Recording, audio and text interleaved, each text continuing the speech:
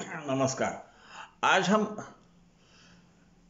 सूर्य के अलग अलग भावों में रहने के फलों की जो श्रृंखला है, यानी हर ग्रह की हर भाव में जाने के बाद क्या संभाव्य परिणाम हो सकते हैं, इसके बारे में बातचीत करने वाले हैं। जैसा कि आप समझ सकते हैं, वो ग्रह जन्म कुंडली में भी वहां स्थित होगा, या वो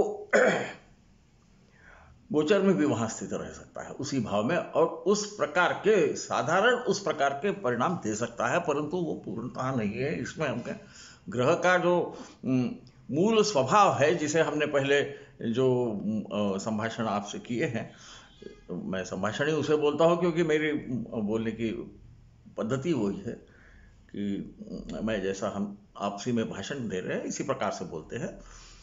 तो इसमें कुछ समानता आएगी, परंतु वहां पर यह भी आएगा कि वो किस भाव का अधिपति है आदि। यहां पर हम केवल ग्रह के एक विशिष्ट भाव में स्थित होने के संभाव्य परिणामों की बात कर रहे हैं। इसे आप गोचर में भी इस्तेमाल कर सकते हैं, थोड़े विवेक के साथ। तो हम सूर्य से शुरू करेंगे, वो हमारा सबसे बड़ा ग्रह है। सूर्य से ही सबकी उत्पत्ति हुई है, ऐसा कहा गया है। प्रसूत्या सूर्य उच्चते, ऐसा बोला गया है। हिरण्यगर्भ भगवान एष छंदसि पठ्यते, है ना, ऐसा कहा गया है। तो इस सूर्य की लग्न भाव में होने के बाद क्या संभाव्य परिणाम, यहां हमें ये ख्याल में रखना है कि सूर्य को पाप ग्रह नहीं कहा गया, इसे क्रूर ग्रह कहा गया है। क्रूर क्यों कहा गया है? क्योंकि वो आपको जीवन तो देता है, परंतु जब वो प्रखर हो जाता है वो तकलीफ भी देता है ना। मई के अंदाज में आप कभी खुली जगह में खड़े रहिए दोपहर को 12 बजे, जहाँ पर वो कुंडली में जब वो दशम भाव में रहता है, जहाँ पर वो दिग्बल प्राप्त करता है, वो करीबन दोपहर के 12 बजे का समय है।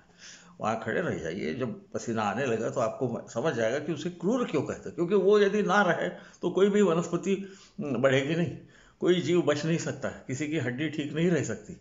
इन सब चीज़ों पे विटामिन ए और D3 पे भी सूर्य भगवान का अधिकार है। मैं भगवान इसलिए कहता हूँ कि ग्रह और भगवानों में समानता मानी गई है हमारे यहाँ, हम उनकी पूजा करते हैं, इसलिए मैं भगवान बोल रहा हूँ। परंतु उसे आप ग्रह भी समझ सकते हो, उसे केवल सूर्य भी कह सकते हो, उसमें कोई रवि भी कह सकते हैं। तो अब प्रश्न ये कि ये लग्न में गया तो क्या करेगा। इसको राजा कहा गया है। राजा में क्या होता है? राजा में अधिकार की भावना होती है। अधिकार की भावना होते होते के साथ ही उसके स्वभाव में सहसा मैं जो कहूँगा वही सही है, ये भी भावना आती है। इसलिए लग्न में सूर्य होने पर सहसा वो आदमी, हम उसे आढ़्यताखोर बोल सकते हैं, उसको खुद पे बहुत ज़्यादा भरोसा होगा। यदि सूर्य ज़्यादा शक्तिशाली हो, शक्तिशाली कैसा होता है ये मैं बोलने की जरूरत है, मैं हर वक्त नहीं बोलूँगा, अभी बोल देते हैं कि उच्च का ग्रह सबसे ज़्यादा शक्तिशाली, उसके बाद में वर्गोत्तम, ऐसा कई लोगों का मानना है। उसके बाद में स्वग्रह का, स्वग्रह के बाद में मित्र के ग्रह में, मित्र के ग्रह के बाद में समझ इसका है वो पंचधा मैत्री में सम भी कैसा निकाला जाता है, आपको शायद हमने बात की है, नहीं की होगी तो कभी कर लेंगे, आप मुझे याद दिला दीजिए। तो उसके बाद में फिर शत्रु स्थान में, उसके बाद में अतिशत्रु के घर में, और उसके बाद में नीच के। इस प्रमाण में उनकी शक्ति कम या ज़्यादा होती है।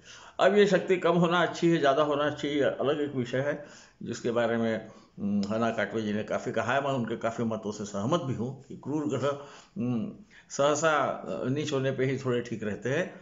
इसमें शनि का अपवाद है। तो हम विषय से न भटकते हुए, लग्न में यदि सूर्य रहा, लग्न भाव को तनुभाव भी कहा गया है।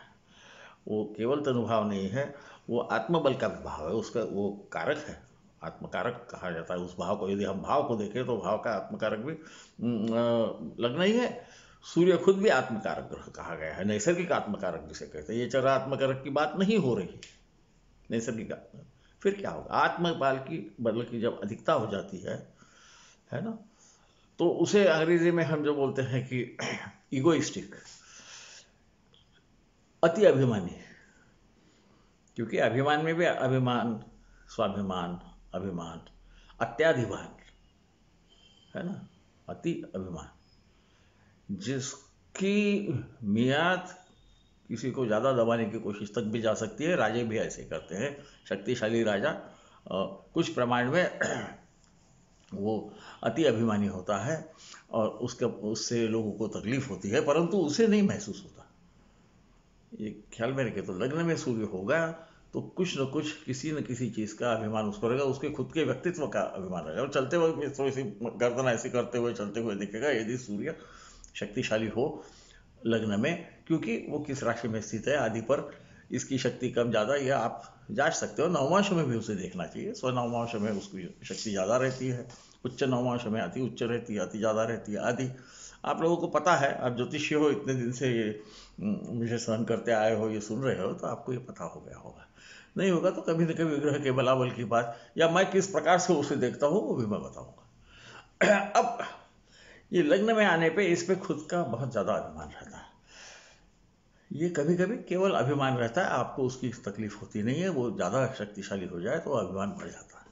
यहाँ याद रखना कि सूर्य सहसा गुरु के घर में बहुत ज़्यादा शक्तिशाली नहीं होता, हालांकि वो मित्र के घर में रहता है। इसे कभी न भूलिए, वरना फिर गड़बड़। परंतु अभिमान तो रहेगा, उसको खुद के आत्मबल तो रहेगा, और आत्मबल प्रचुर मात्रा में रहेगा।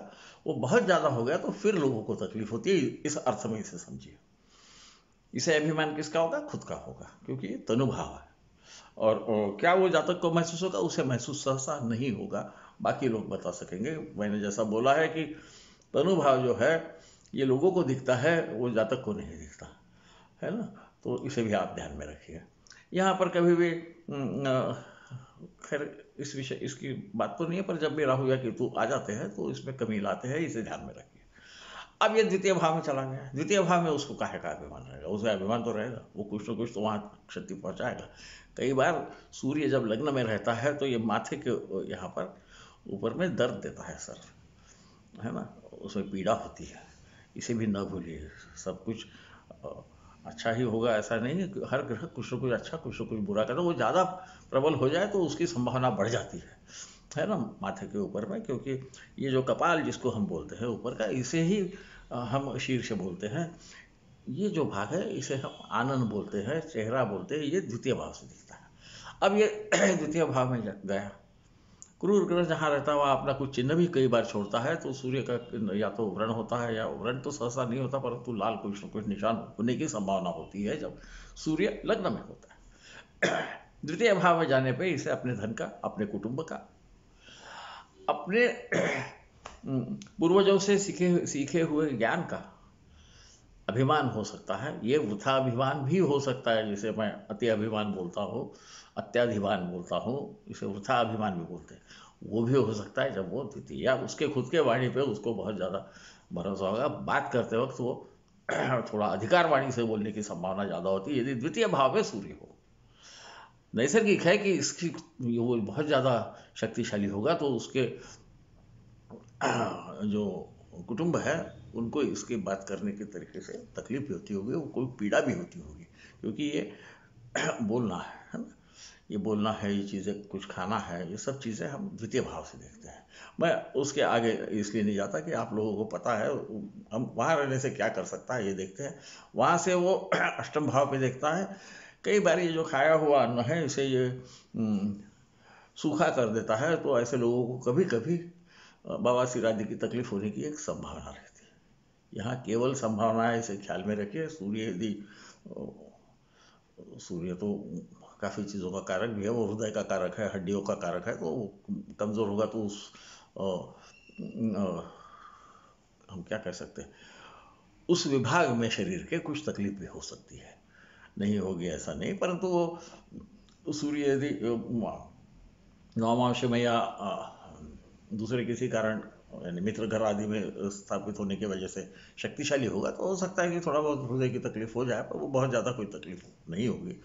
यही उसके हड्डियों के बारे में भी होगा। वो बहुत ज़्यादा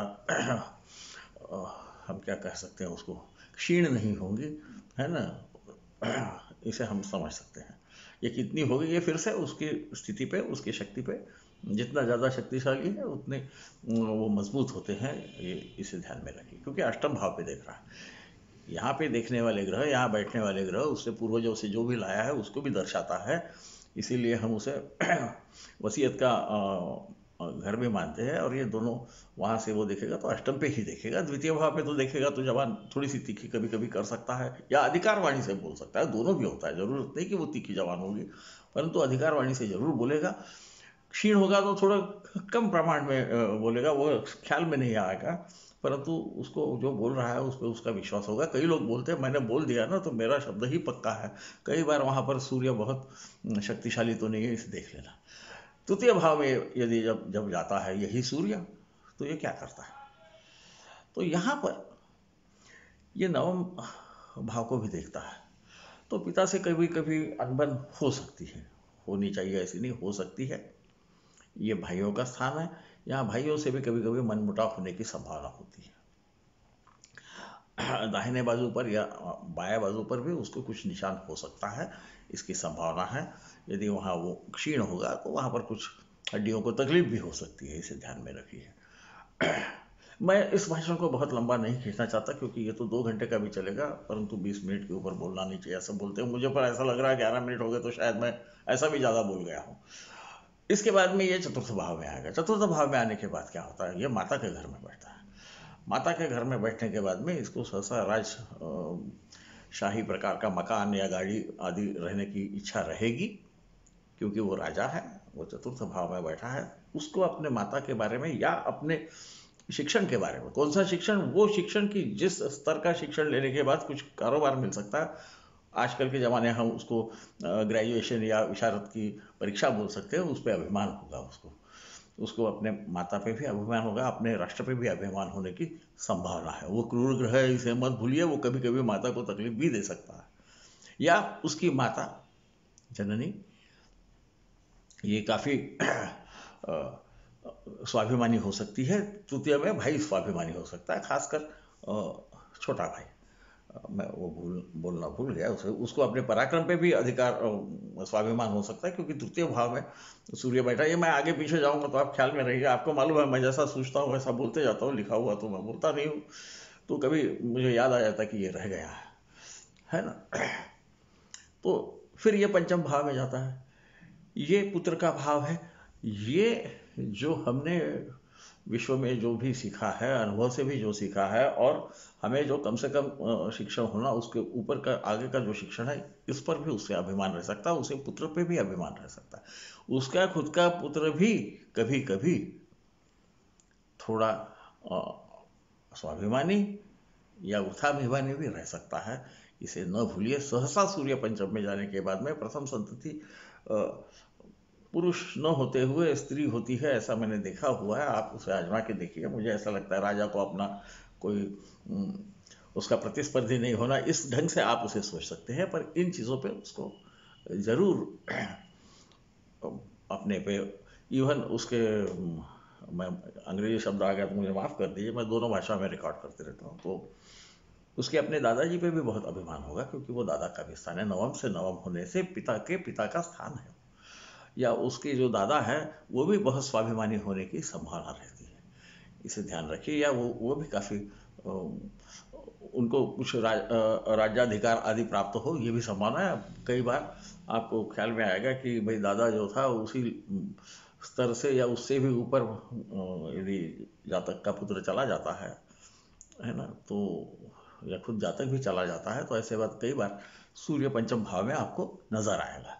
इसके बाद ये षष्ठ भाव में जाता है। षष्ठ भाव में जाने पे क्या होगा, ये शत्रुओं का भाव है, शत्रुओं को तो वो खत्म करेगा, परंतु इसके शत्रु कैसे होंगे, वो भी शक्तिशाली होंगे। सूर्य ये शक्तिशाली व्यक्ति का प्रतिनिधित्व करता है, हम उसे राजा बोलते हैं, शक्ति और धन जिसके पास है उसे राजा बोलते हैं, ऐसा समझिए।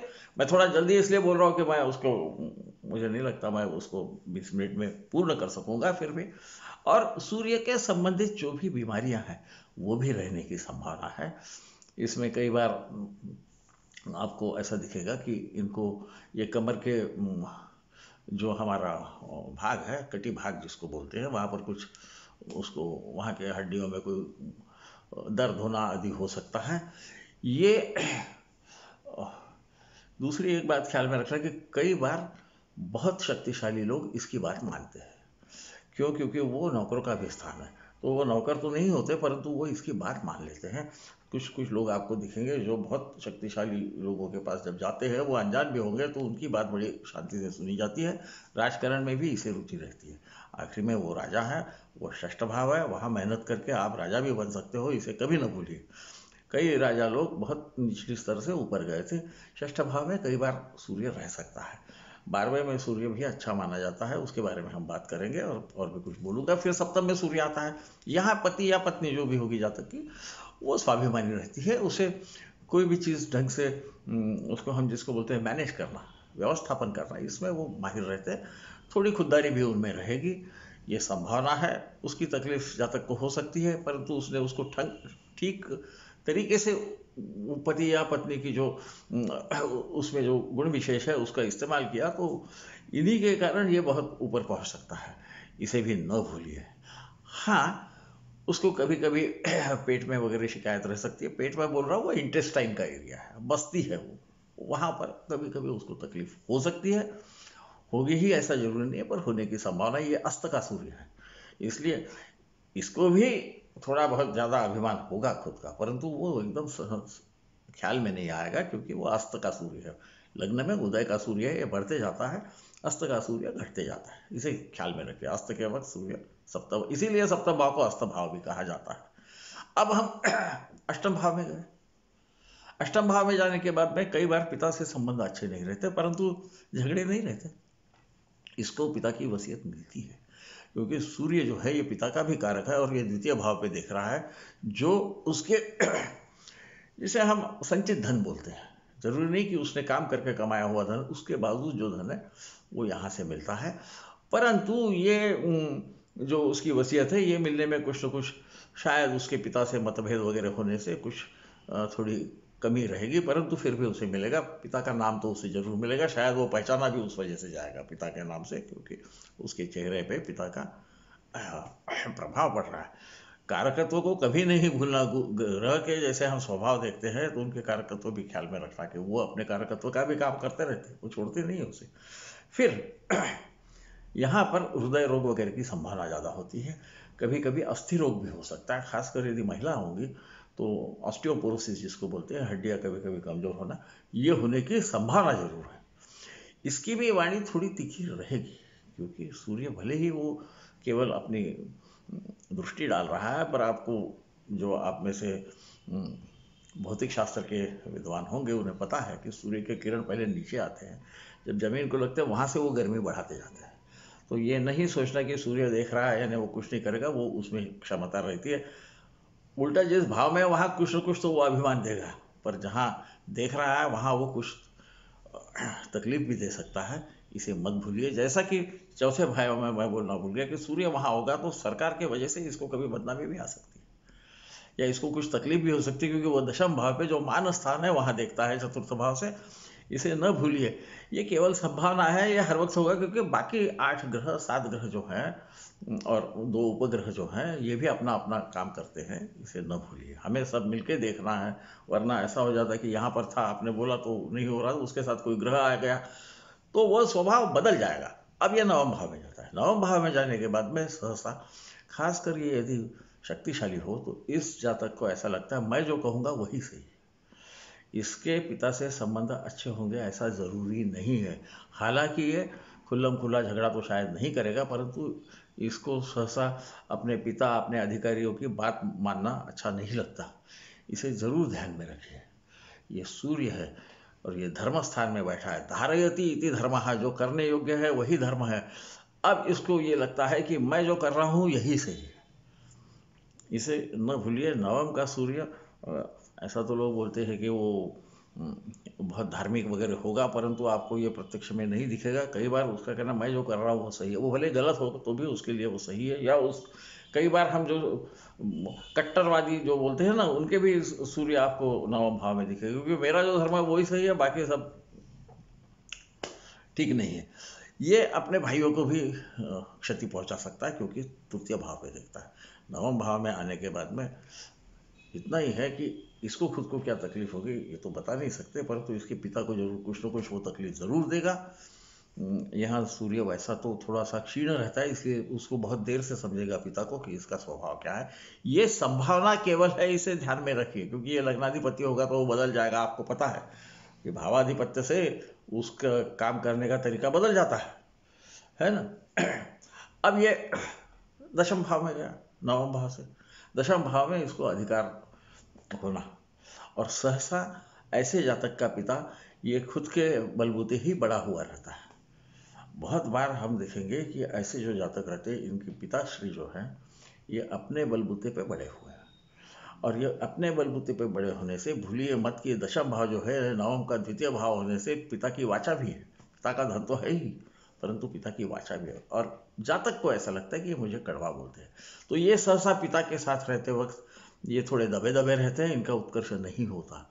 इसका मतलब पिता गुजर जाना चाहिए ऐसा नहीं, ये पिता से दूर जाके भी अच्छा काम कर सकते हैं, ऐसे इनको व्यवस्थापन वगैरह आता है। तो ऐसे वक्त मैं पिता लोगों को बोलता हूँ कि आप ऐसा है उसको अपना मत मत दीजिए, उसे नहीं न पटने की संभावना बहुत ज़्यादा है। और जिसने खुद के बलबूते बढ़ा है उसका तो कहना रहता है कि ये मैंने ऐसा किया, आप क्यों नहीं कर सकते। ये वो जातक को बुरा लगता है, और उसमें कई बार पिता और जातक में मतभेद आ सकते हैं, इसे मत भूलिए। इसको अधिकार की इच्छा होती है, सूर्य वहाँ दिग्बली होता है दशम भाव में। ये भी हो सकता है कि इसके वजह से माता जी को कुछ तकलीफ हो, या इसके पिताजी की वजह से माता जी में थोड़ा सा, माता पिता में मैं ये नहीं बोलता कि उनमें कुछ वाद होगा, नहीं वैसा नहीं होगा, परंतु हो सकता है कि पिता के लिए माता ने बहुत कष्ट लिए। पिता जब ये बड़े हुए उस वक्त माता जी ने काफ़ी कष्ट लिए, और इस वजह से उनकी प्रगति में उनका भी, उसके माता का भी हाथ रहेगा। किसके प्रगति में? उसके पिताजी की। इसे न भूलिए, है ना, क्योंकि हम कई बार उसे भूल जाते हैं, तो ऐसा नहीं होता। ये हो सकता है, कुछ लोग बोलते हैं कि उसके माता को तकलीफ होगी, ये हर वक्त होता नहीं है। ऐसा मैंने सहसा उसका अनुभव देखा जो है, तो वो मैंने जो पहले बोला वो होता है कि उसको पिता की बात अच्छी नहीं लगती है ना। फिर हाँ, ये भी हो सकता है उसके पिता ने कहने की वजह से उसने विशारद की जो स्तर की परीक्षा है वो उस विषय में दी होगी, इसलिए उसको अच्छा न लगे, बाद में वो कुछ अलग करे। ये भी हो सकता है, पिता वो व्यवसाय कर रहा है और ये साथ में कर रहे हैं, तो इसको पिता की बातें पसंद नहीं आएगी, ये संभावना बहुत ज़्यादा रहती है। परंतु इसको खुद के कर्म पे अभिमान रहता है। जैसा नवम भाव में है तो उसके अपने परिवार का तो अभिमान रहेगा, परंतु वो बात नहीं मानेगा, है ना। परिवार का तो अभिमान रहेगा, जहाँ जहाँ सूर्य बैठेगा उस चीज़ का उसको अभिमान रहेगा। अष्टम में होगा तो उसको अपने विरासत का अभिमान रहेगा, इसे न भूलिए। सप्तम में होगा तो अपने कर्म का, या अपने बहुत जगह घूमने का, या उसकी पति या पत्नी बहुत बड़े इस परिवार में आए, इसका भी अभिमान रह सकता है। इसे कभी ना, या वो जो भी व्यवसाय कर रहा है उस व्यवसाय का वो अभिमानी होगा। ये अभिमान का जो चक्कर है ना, ये हर भाव में जाएगा तो उस भाव को उसे अभिमान रहने की बहुत ज़्यादा संभावना रहती। जैसा कि मैंने बोला कि सूर्य कितना प्रबल है या कितना निर्बल है, इस कारण उसका प्रमाण कम हो जा सकता है, पर अभिमान नहीं होगा, ये नहीं होगा कभी भी। अब 11वें में जाता है, 11वें में बड़ा भाई है और आय है। जैसे दशम में भी ये जो व्यवसाय करता है उसका सरकार से संबंध हो सकता है, या बहुत बड़े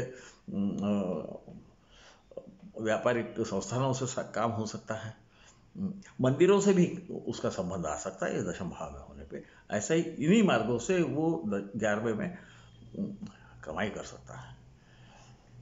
जब हम प्रबल संस्थान आदि बोलते तो उसमें व्यवस्थापन भी आ गए, ऐसे समझिए। ये कई बार उनको कौन सा कोर्स लेना आदि रहता है ना, कहाँ कौन से आगे मैं क्या करूँ, तो इसमें सूर्य की पोजीशन देखने के बाद में आप जहाँ पर भी व्यवस्थापन की ज़रूरत पड़ती है, इसमें जिनको IAS वगैरह ऑफिसर बोलते हैं हम, है ना, उनका भी वो भी इससे दर्शाए जाते हैं, वो कोर्स भी इससे दर्शाए, UPSC की परीक्षाएं वगैरह हम बोलते हैं ना, तो वो भी उसमें आएगी, क्योंकि उनको भी अधिकार सरकार की तरफ से मिलता है। IAS लोगों को मेरे ख्याल से जुडिशियल मैजिस्ट्रेट का दर्जा रहता है, तो वो भी अधिकार चलाते हैं। राजा यानी सबसे बड़ा ऐसा नहीं समझे, हर जगह पे एक में एक राजा रहता है, इसीलिए राजा पिता आदि का सब कारक एक ही है। गुरु का भी कारक वही है, वही सूर्य है। अब गुरु का तो नहीं है, पर पिता का कारक सूर्य है, राजा का भी कारक सूर्य है, इसे ध्यान में रखिए, इसे कभी ना भूलिए। और गुरु की तो आज्ञा माननी पड़ती है, तो इसे आप समझते जाइए। क्योंकि किताब लिखने में या हर वक्त वही मैं बोलता नहीं हूँ, आपको पता है ये मेरी खामी है, परंतु वो है। सोने के व्यवसाय से भी वो कमा सकता है। ये सब ये 9, 11, 10, 9 अद्वितीय भाव, यहाँ पे सहसा देखना कि किसके प्रभाव है। इन व्यवसायों से उसकी आमदनी भी हो सकती है, ये काम वो कर सकता है जरूर। किसी न किसी प्रकार से उसकी आमदनी में इनका संबंध रह सकता है। कभी कभी 4-5 ग्रह रहते हैं, तो हो सकता है एक आधी व्यवसाय ही ऐसा रहे कि ये सब मिलके रहे, या ये अलग अलग व्यवसाय अलग अलग समय पे कर सके। करने की क्षमता वो करेगा कि नहीं, वो तो चंद्र है, जो मन है उस पर आधारित है, परंतु उसमें क्षमता रहती है।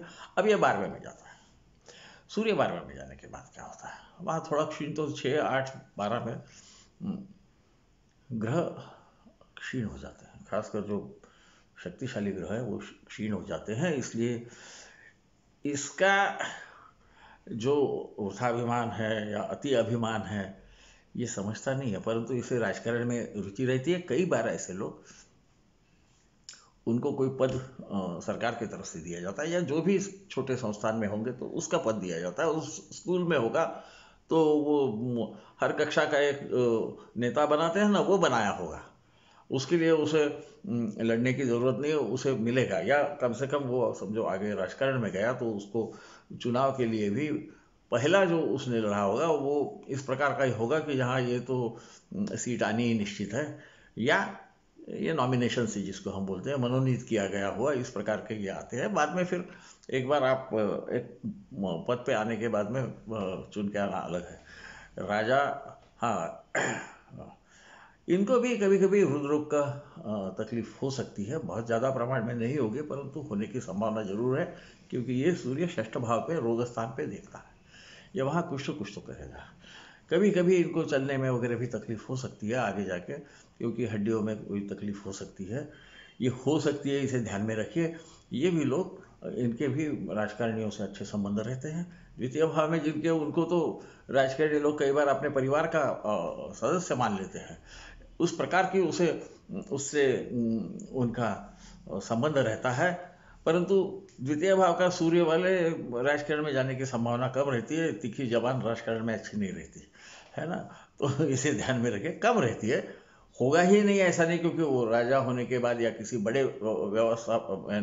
व्यवसाय का अधिकारी होने के, उसको भी राजा समझना। बहुत बड़े व्यवसाय जो रहते हैं, ये भी अपने को चाहिए वो कानून करा ले सकते हैं। राजा की जो हम जब व्याख्या करते हैं तो ये ध्यान में रखना, राजा है ना कोई सर पे ताज वाला नहीं रहता। आजकल मिलेंगे भी नहीं, है ऐसे कुछ कुछ देशों में कई बार उनको कोई अधिकार भी नहीं है, तो इसे मत। परंतु बहुत कानून को बदलने में जिसमें भी क्षमता आएगी, उसका संबंध सूर्य से कहीं ना कहीं उसके काम में रहेगा।